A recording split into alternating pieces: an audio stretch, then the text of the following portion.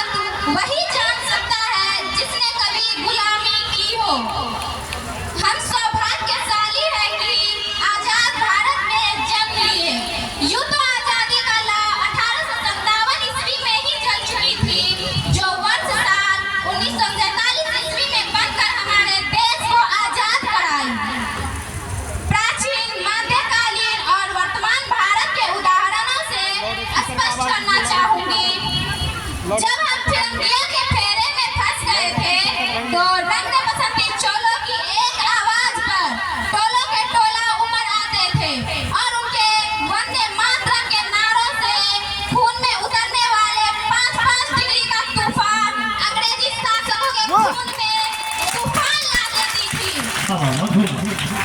लोग मर जाते थे, मिट जाते थे, फांसी चढ़ जाते थे, तब वे अपने देशभक्ति साबित कर रहे थे। ये उस दौर की देशभक्ति की कसौटी थी। उसके बाद 65, 71 के युद्धों में अपना सुहाग गवा देने वाली औरतें जब ये घर का हालात हो जाया करते थे कि भरपूर प्यार गया, मांग का सिंदूर गया, नन्हे मनोहालों की लंगोटियां चले गई, छोटी छोटी बेटियां की चोटियां चले गई, बापू की कमाई गई, भाई की पढ़ाई गई, ऐसा एक विस्फोट हुआ पता ही नहीं चला। जिसमें चाहिए की बेटियां ही चली गई। आपके लिए तो एक आदमी मरा है साहब, आपके लिए तो एक आदमी मरा है साहब, हमारे लिए तो घर की रोटियां ही चली गई। साहब वाले हालात होने के बावजूद भी एक माँ अपने बेटे को सड़कों पर भेज देती थी दुश्मनों की भज्जियां उड़ाने और उन्हें ये खत लिखकर भेजती थी कि अम्मा ने ये खत लिखा है, अम्मा ने ये खत लिखा है, बड़े ही चाव से पुत्र मेरे घबरा न जाना, 1 इंच भी पीछे न हटना, चाहे इंच इंच कट जाना। इसी तरह पूरा परिवार अपना देशभक्ति साबित कर रहे थे। तब देश बलिदान मांगता था, तब देश मर जाने को कहता था, तब देश मिट जाने को कहता था, किंतु आज मर जाने, मिट जाने, फांसी चढ़ जाने को नहीं, बल्कि मेरे विचार से यदि कोई व्यक्ति अपना काम पूरे ईमानदारी, लगन व मेहनत से करे ना तो उससे बड़ा देशभक्ति कोई नहीं है। और मैं पूछना चाहूंगी कि सड़कों पर ट्रैफिक के छाव में वो बच्चे नंगे पांव जो तिरंगा बेच रहे होते हैं, क्या अब उसे भी देशभक्ति कहेंगे? नहीं, उसे देशभक्ति नहीं, उसके पेट की शक्ति कहेंगे जो उसे ऐसा करने पर मजबूर कर रही है। ना मस्जिद को जानते हैं, ना शिवालयों को जानते हैं, क्योंकि वो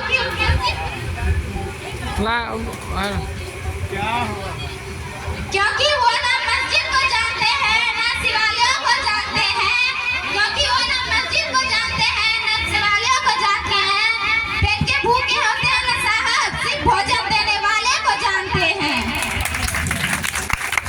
हमारे परिवार, हमारे समाज, हमारे देश के लिए संपूर्ण भाव देशभक्ति है और देशद्रोही के जिंदगी में आने वाला जो हमारा सच्ची देशभक्ति है उनके लिए एक तूफान है।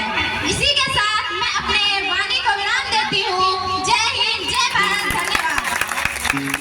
अगर अच्छा लगा हो, सच में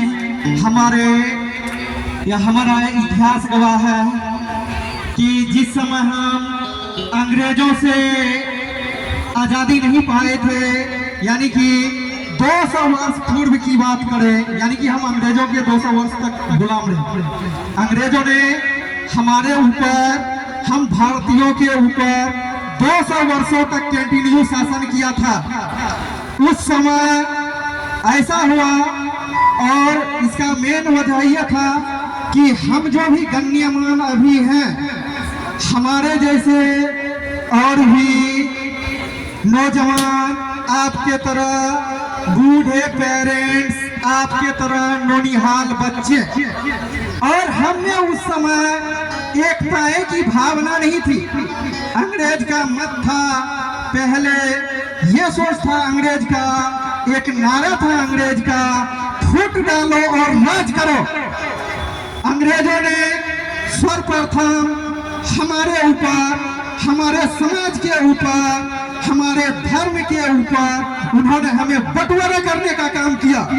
भाई को भाई से, माँ को माँ को, माँ को माँ से, पिता को पिता के भाई से बांटने का काम किया। यानी कि एक घर में वह लड़ा लगाया और वह हमारे कमजोरी का मौका उठाया और फायदा उठाया, और वह हमारे कमजोरी को पकड़ करके मेरे ऊपर एक बार 188 डिग्री का गोला फेंक दिया। यानी कि हम दबदबा गए। यानी कि इस तरह से अंग्रेजों ने हमारे ऊपर हमला किया था। जितना अभी हम लोग गण्यमान लोग बैठे हुए हैं, सुन रहे हैं, इसी तरह एक व्यक्ति अगर इस झुंड में गिर जाए, अगर उसके शरीर पे ऊपर से बॉडी से हम लोग प्रहार करें या उनके बॉडी पे लेट जाए, तो ये बताने की बात नहीं है। आप स्वयं इसका अध्ययन कर सकते हैं, सोच सकते हैं कि वह अकेला व्यक्ति का क्या हुआ होगा। अंग्रेजों ने वही किया, अपने में समूह बनाया और हमरे अंदर फूट डाला, और फूट डाल करके उन्होंने राज किया। तो अगर फिरदौस परवीन की भाषण आप सबों को स्पीच हिंदी में अच्छी लगी हो, तो उन बच्ची के लिए एक तालियां होनी चाहिए। वाह, बहुत सुंदर ये भाषण रहा। इससे बहुत कुछ